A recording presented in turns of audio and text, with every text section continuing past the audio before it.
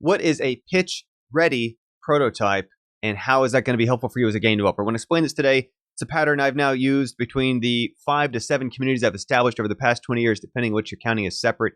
Out of those, I've released more than 500 games, most of which use this pattern. I want to explain why and how it works, because it's very different than people assume.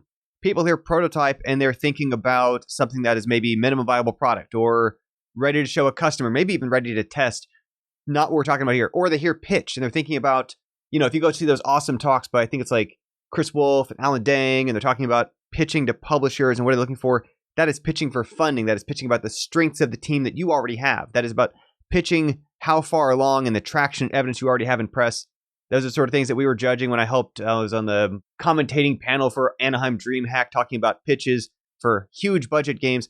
That's not what this is. This is about putting together the minimum you have to be able to get the idea across efficiently to get collaborators. And that's why this is so powerful and fundamental to what we do in Home Team. It's come up recently, and it's part of the process I'm involving in 2 of the classes I'm helping with Northeastern at this semester. But again, it's the Home Team practice. And so these examples I want to point you towards and talk through here about why and how they serve what we're talking about.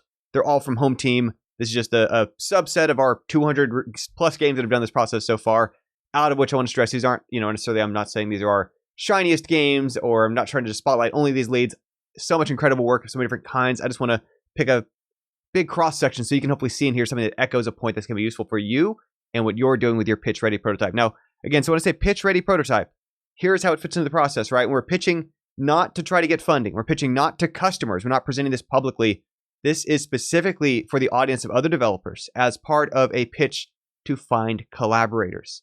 It is where you're conveying as part of your pitch presentation, here's the vision, here's what helped inspire it, here's the production schedule I have in mind, but showing as a piece of it, this thing and the things function in it is just really, it's a sketch to get across ideas. It's not saying that this is final implementation. It's not saying this is the final look. It's not saying that this is a vertical slice. Vertical slice is a very polished section of gameplay in a way that, frankly, probably shouldn't exist at this stage of early development. And part of why this is so important is it's probably much less work than you might assume to put something like this together. So when Home Team Game Dev was now several renames ago, literally before that Gamketo Club, before that LA Game Dev, when we were first running it, I didn't mandate this as part of the structure. So we'd have these pitch presentations like this is Leia's. And again, no fault to Leia. We didn't require this yet. We're kind of living more free form early on to figure out what was working, what wasn't, what parts of the form. We didn't want to dictate and just say this is the pattern you have to use. But you talk to the team and the schedule and the guidelines and the gameplay ideas. But we didn't yet incorporate the playable prototype. And it's so much harder to go from someone talking about something to 10 different people might be picturing vastly different things about perspective, about what the game is functionally, mechanically about versus conceptually lore. So the game came out well, but the bigger that team gets, the harder it gets to be people to be equally happy about not being on the same page about the expectation established. And so again, another example here, right?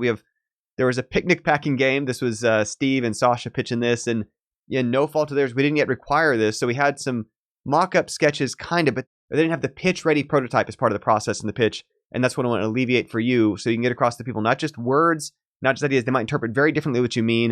We're going to show you what we mean by this. So a good example of this recently, Operation Sheepherder. This just pitched literally at New Year's, one of our new members, Kelly. And it's a good example. So first of all, I've got kind of a map layout to show here's structurally what's going on. I can talk through to it. And the player here is literally a sphere in Unity. The only characters here, we got a sheep, we got a wolf. You can see the camera code's not final. But she built these characters and they're not animated yet, but it's showing here's kind of the aesthetic, here's kind of the general look and tone.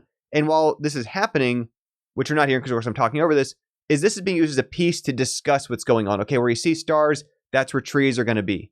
This area over here, that's going to be the base of a mountain. Here's how the guideline is going to be leading the player. And this is part of what you can do with the pitch prototype is you can kind of wizard of your way through it of say that, when I touch this laser, it would end the gameplay session.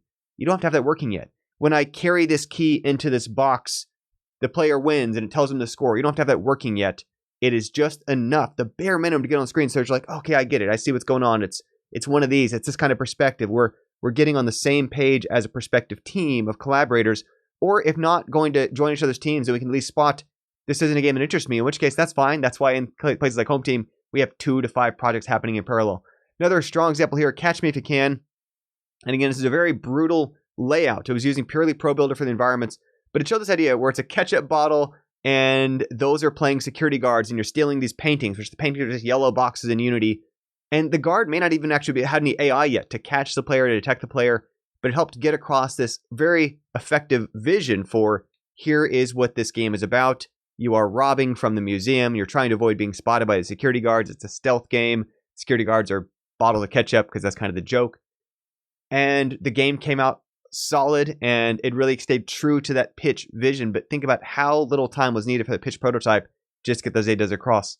Another example, this comes from Will, a USC grad who joined us for a while working on getting some more games in his portfolio to help himself find some industry work. So this one's obviously kind of Star Fox inspired, but you can see here in his prototype, you can very easily picture how this is kind of less than a game jam amount of work in terms of it's using Unity primitives. It's using some pretty basic things to code. It's simulating or faking some stuff in a way that honestly the final game might have too, but is so wildly different. So he was able to combine showing, okay, here's what kind of the gameplay and the movement are like with illustrations of references for tone. So the final game came out looking very different, but this is all he needed to kick it off with teammates.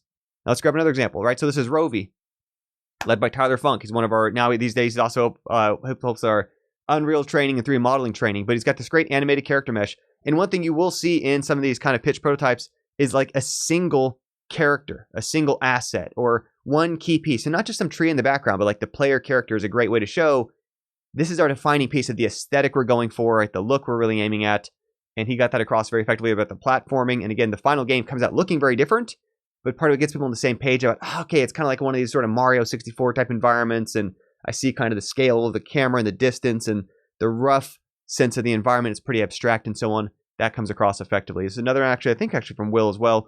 Dragon Shard, again, just wanted to show base mechanic here for we've got hexagons. We take turns moving.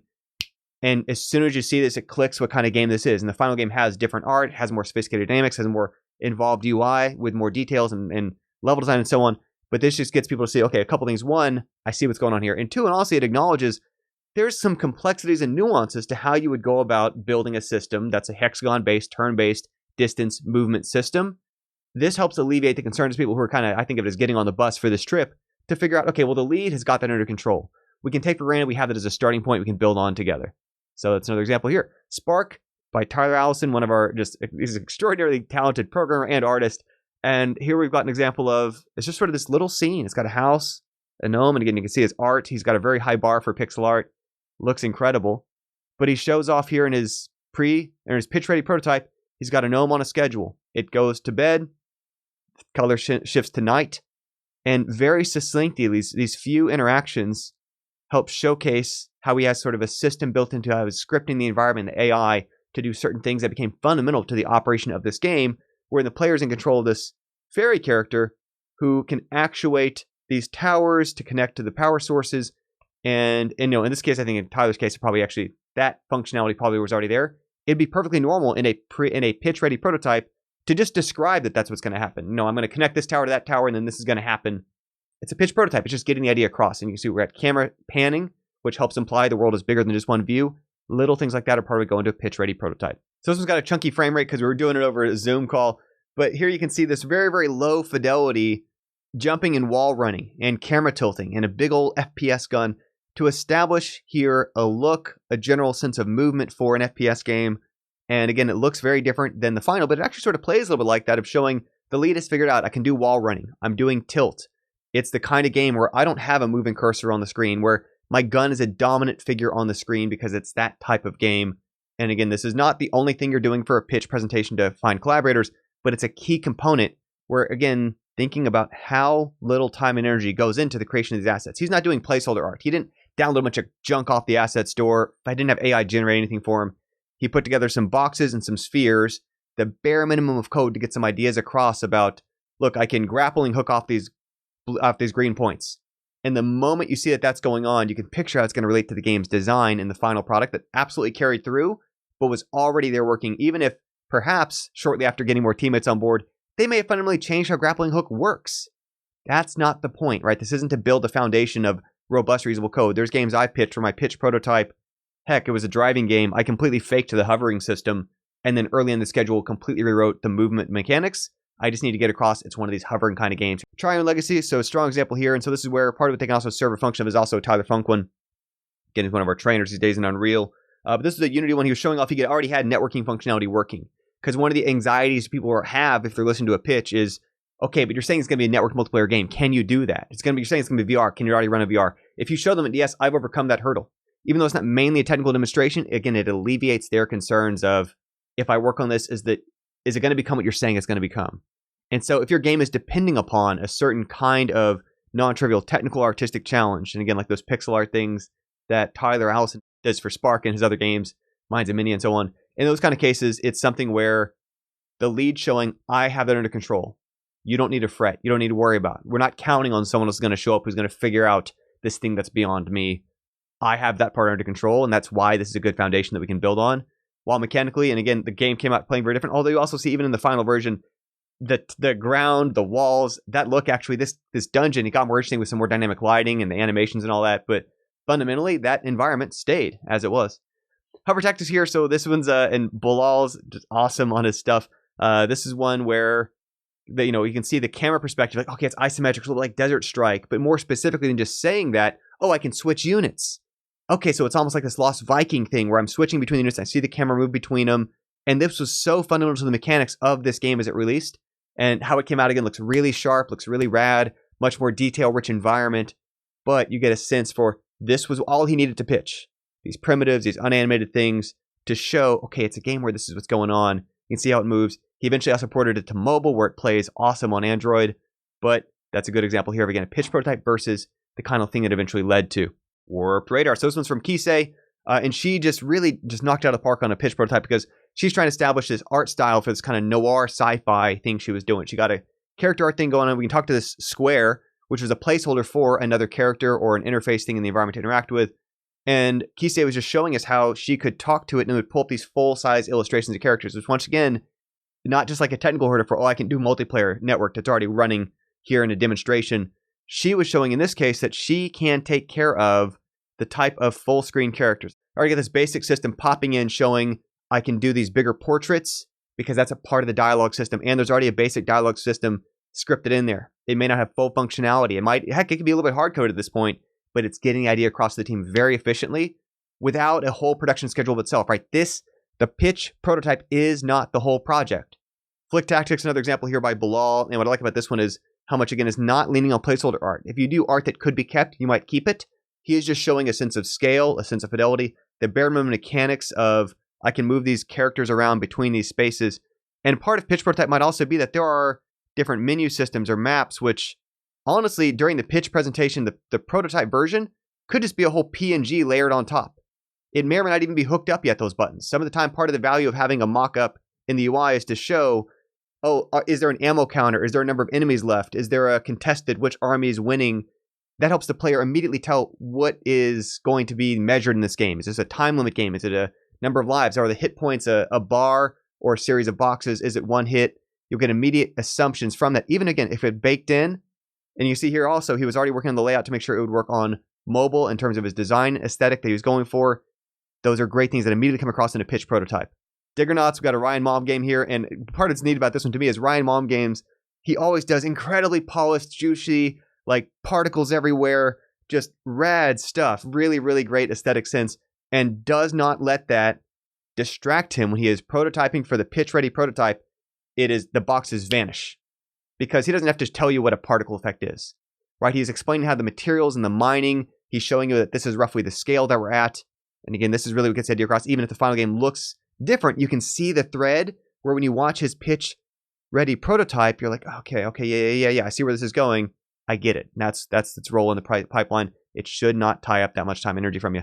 We got here one from Kyle, Enter the Deep Dark pitch. And it's showing that we can do this adventure game type interaction. We can interact with things in the environment using the menu system to open a door and walk through the door. And that immediately, you see what kind of game it is and how this is going to work. And that pattern stayed true to the whole thing, even though the art was ridiculously better. Kyle put a ton of energy to it. People added more functionality. A few more quick examples. We got Sergio here with Timmy's Tiny World. This is a Godot or Godot one. You can see how much different it looked. We got an Unreal 5 game here. It's Robo Hunters, another Tyler Funk, but you can see it's the gist, the perspective stayed true to it, even if the art completely got an overhaul. The dynamics, the mechanics, the items became much more complicated. Just getting across the look and the perspective. Raven's Training Ground, this is one by Cass, did this version where it's got like the combat system showing how this works to fight. And even though the final art's so wildly different, the mechanics were already there coming across in the pitch prototype.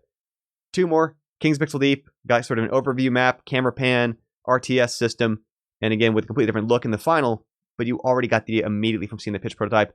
Last one here, Grim Enigma, sort of a Quake Unreal Tournament looking style game, very fast paced, and the environment is so different from how the final game came out, but it's got the speed to it. It's got the kind of basic monsters in it that you really see come through in the final. So this was a great example here by Brandon.